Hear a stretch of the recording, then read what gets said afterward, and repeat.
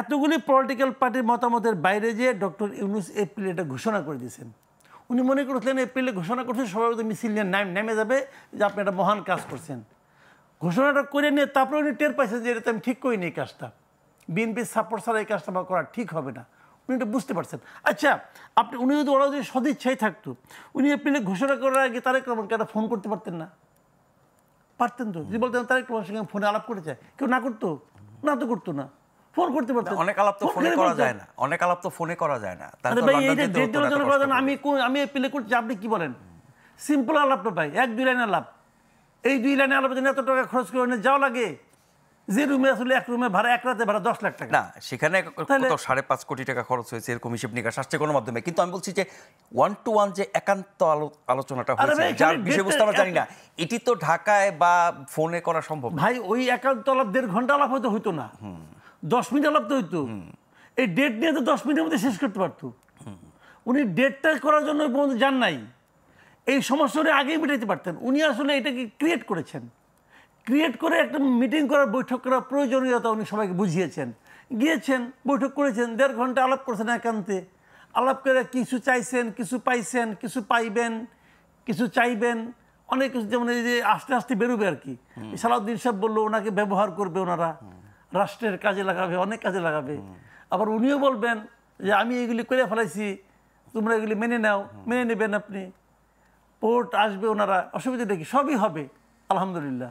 এখন ওই বৈঠকের ধারাবাহিকতায় এই জুলাই সনদ, জুলাই ঘোষণা, সংস্কার, তারপরে আপনার এই যে ঐক্যমত, এই সব কিছু কি আগের চেয়ে দ্রুত গতিতে ইতিবাচক পথে আগাবে বলে মনে করেন?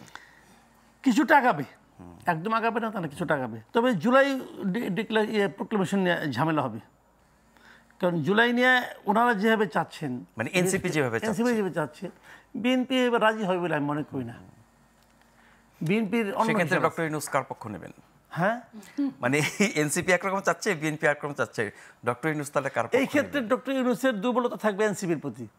তাহলে তো আবার প্রেম ভাঙা যাবে। প্রেম ভাঙে না এগুলি, কারণ আসল জিনিস দিয়ে ইলেকশন দিব, তোমার সমস্যা নাই কোনো। আমরা একদম শেষে চলে আসছি, মনে বা কিছু যুক্ত করবেন? আমি সেটা মানে এই যে প্রেম যেটা দিয়ে শুরু করেছিলাম আর চাই, যে ওই যে শরৎচন্দ্র বলছিল যে বড় প্রেম শুধু কাছে টানে না, দূরেও ঠেলে দেয়, দূরেও ঠেলিয়া ফেলে। দূরেও যেন ঠেলিয়া না ফেলে, এত বড় প্রেম হওয়ার দরকার নাই। জনগণের স্বার্থে, জনগণকে রক্ষার্থে, জনগণের গণতন্ত্রের লক্ষ্যে আমি মনে করি যে বড় প্রেম মাঝামাঝিই থাকুক, গণতন্ত্র বিজয়ী হোক, গণতন্ত্র শক্তিশালী হোক, ডক্টর ইউনূস সাহেবের বোধোদয় অব্যাহত থাকুক। পলিটিক্যাল পার্টি হোক, অন্তর্বর্তীকালীন সরকার হোক, সবারই কাছে আমার স্বনির্বন্ধ অনুরোধ, যা কিছুই করবেন জনগণের কথা ভাইবা করেন। কারণ এদেশের মানুষটা আসলে বড় অসহায়। গত 3টা নির্বাচন হলো, তারা ভোট দিতে পারে নাই, তারা একটা ভোট দিতে চায়। এই ভোট দেওয়ার পর কে আসবে কে আসবে না, তারা ভালো করবে না মন্দ করবে, সেগুলো একটা বিষয় আছে। সেগুলো নিয়েও আমরা অতটা ভাবি না, কারণ ওটা আমাদের নিয়তে আমরা মেনেই নিয়েছি। কিন্তু আমরা ভোটটা দিতে চাই, ভোটটা যত নির্বিঘ্নে, যত তাড়াতাড়ি হয়, আমার ভোটটা যেন এমন একটা পদ্ধতি হয় যেন আমার ভোটটা যেন কাউন্ট করা হয়, আমরা এটা চাই আসলে। তারপরে যদি নির্বাচন ঠিকঠাক মতো হয়, আলটিমেটলি একসময় সব কিছু ঠিক হয়ে যাবে। আর বিএনপির প্রতি আমার অনুরোধ, যেটা শেষ কথাটা বলি বিএনপির প্রতি, ভাই প্রত্যন্ত অঞ্চলে মাঠ পর্যায়ে আপনার লোকজন কিন্তু ভাই সার খার করে ফেলাইতেছে, এগুলি থামান। থামাইতে না পারলে থামাইতে হবে।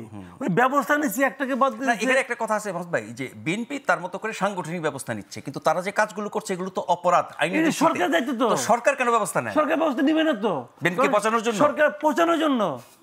সরকারের মতলবটা কি? সরকারের মতলব, তার চেষ্টা করছে কি বিরাজনীতিকরণ।